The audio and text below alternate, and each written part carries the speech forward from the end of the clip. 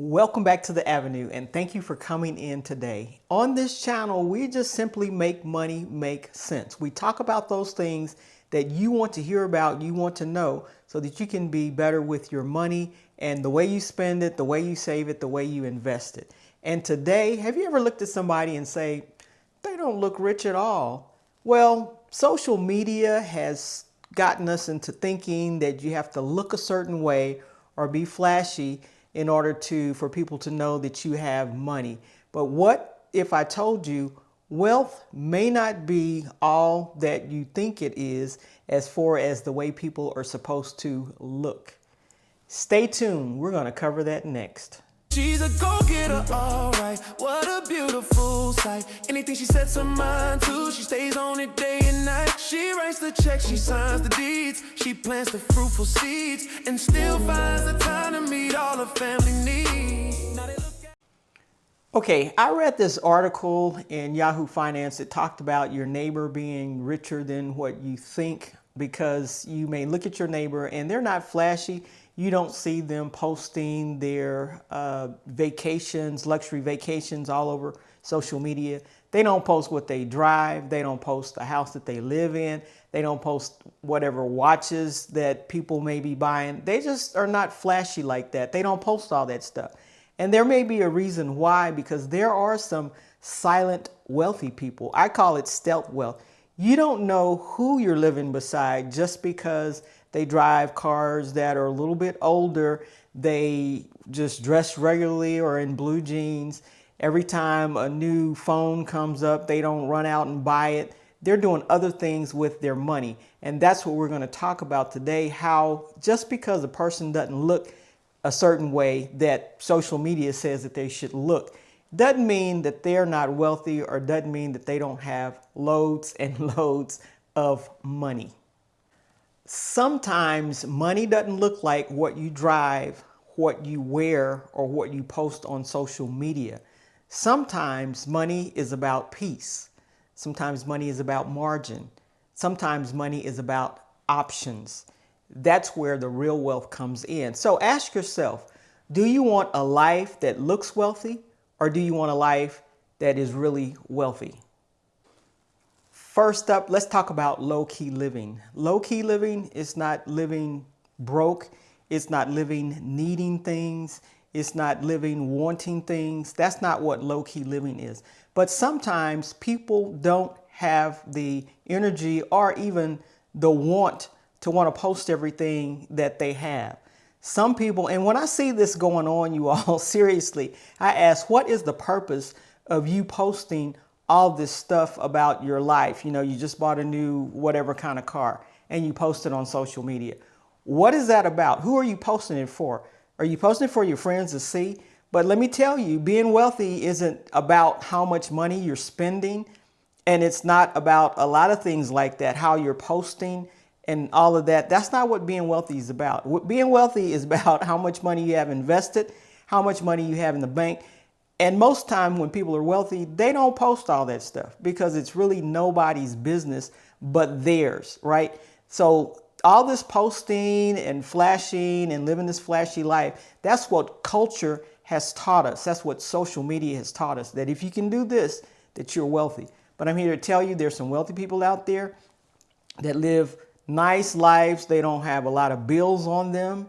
You know, they can spend and buy what they want to buy, and you will never know about it. Let me tell you, these people with the paid off cars that live in a nice, modest home, that have their bills paid off or paid down, they have peace.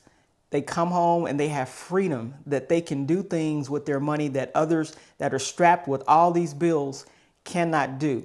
So let's not look down on people just because they don't look wealthy, because you don't know really what's going on in that person's life. They are probably a lot wealthier than you think they are. And it may be your next door neighbor. Let's think about this. Maybe, just maybe, one of the biggest flexes in life is not even needing to flex, not even wanting to flex. Just think, walking into the showroom floor of wherever you're looking at cars and being able to purchase anything on the floor in cash and deciding I don't want to buy today, so I'm going home. My car is just fine. Not needing to flex. That is one of the biggest flexes in life because you're confident within yourself that you don't have to prove anything to anybody. You know, it's not about them at that point. It's about you, your family, and your future. Keep that in mind. The biggest flex in life is not even needing to flex.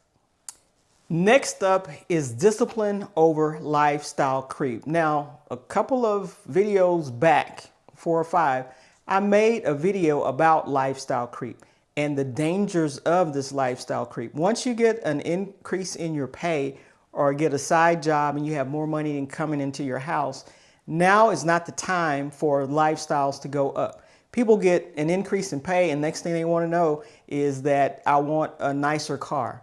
I want to live in a nicer place. I want to eat at nicer restaurants. You know, I want to spend all the money that I'm getting in now on something else. Or let me go create another bill. How about that? Create another bill so that I can pay that extra money that I have in my raise to somewhere else and make those people richer and not worry about yourself. Why don't we think of this as you never give your money time to make you wealthy because you're spending it on your lifestyle. If you would take some of that money, even not all of your increase, if you would take 50%, 75% and start investing it and, you know, buy something with the other 25%. But don't let things get out of hand because at some point you're going to feel like, oh, I'm not making progress at all because I'm spending everything still that I have coming in. So being disciplined over lifestyle creep is major when it comes to these people that don't look like they're wealthy because they know how to discipline themselves over lifestyle creep. They will take that extra money and invest it, put it in stocks and bonds, buy rental property, do something with it so that their life will become better, not lifestyle necessarily. Lifestyle is just fine. They were living well off of the money that they already were making. So when they got the raise, they did something else with their money. And the bad thing about it, it feels normal. It feels like this is what I'm supposed to do. This is what everybody does. You get a raise and all of a sudden you buy more things. It just feels normal because that's the way we've been taught. But the wealthy think differently. That's what I'm here to tell you. The wealthy think differently and they may spend, like I said, a little bit on them, but the majority of it is going to go into investments and into making their life and the lives of their family better. If you really want to feel wealthy, hit that like button and that subscribe button so that you can stay up to date on the latest information as I'm bringing it to you. I am helping you, telling you the things that you need to do to help yourself and your family become wealthier. Just listen closely, write down a few things, and you'll be well on your way to having more money and being wealthier. There is one question that I do want you to ask yourself when you get these raises. As my income rises, does my net worth rise also? That is a critical question. If the answer is yes, you're golden.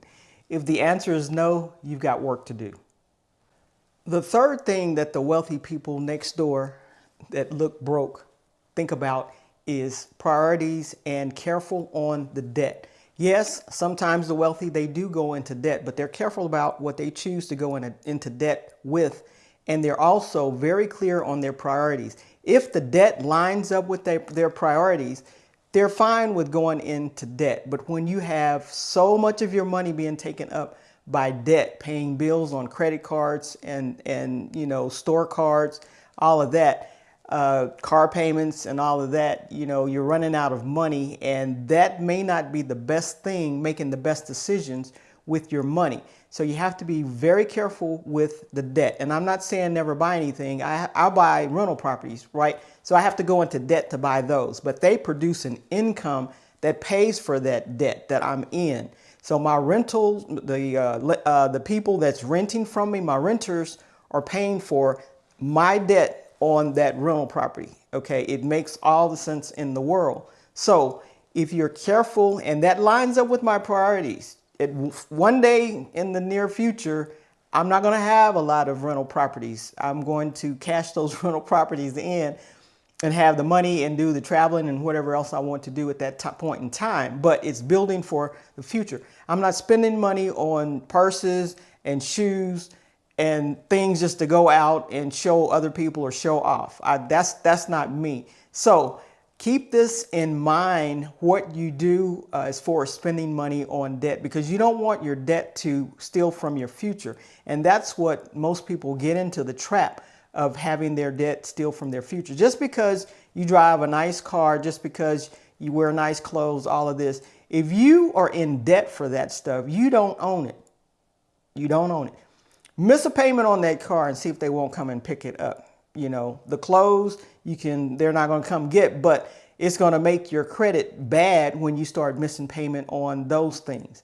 Miss a payment or two on your house and you'll find a lock of foreclosure on your house. So if you don't own these things that you're trying to show other folks that you have all this money, just because you buy a lot of stuff and show off a lot of stuff doesn't mean that you own it. Ownership is more valuable than what you think it is, because you're not indebted to anybody. It's yours. It's for yours to do what as you please.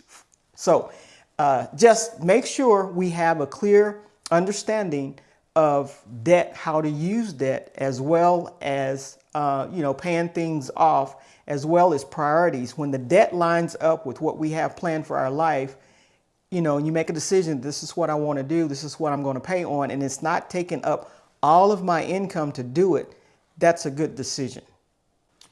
Now, what I'm really trying to get you to understand is oftentimes debt is built in private before it is shown up in public. I can tell you, no one is going to applaud you for investing. Nobody's going to applaud you for having a healthy emergency fund. Nobody is going to clap for you because you paid your bills on time and your credit score is excellent. You don't get applauded for that. Nobody even knows what's going on, but you're building, you're building, you're building. And at some point in time, people will start to see things from you, and they'll know. They may not know exactly what's going on, but they're going to know, you know what? They probably have a little money stashed away somewhere.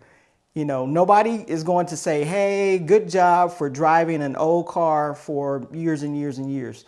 You don't get applauded for that. Nobody stands up and claps. Nobody really understands why you're doing what you're doing. But, if you go the other way, of course, everybody's going to have something to say good about it, spending money and showing off and that type of thing. But what is best for you? So build your wealth in private, and eventually it will be shown in public. But, it really doesn't matter whether it's shown in public or not. As long as you're living the life that you and your family want, you can design your life and live the life that you want to live. One last thing I want to leave with you that I want you to remember. The richest person, the richest looking person in the room is not always the wealthiest person in the room. Let me say that again. The richest looking person in the room is not always the wealthiest person in the room. Sometimes it's the one that's quiet, that's very disciplined, doesn't say very much, but they have money set aside that you have no idea that they have. So let's keep that in mind, and let's not judge people by what they flash on social media or anything like that. You create the life that you want, and sometimes be the quietest, sometimes be the most disciplined, and guess what? You may be the wealthiest one in the room. With that, I will see you in the next video. Go Adrienne. Humble, go get a bless. Let's go.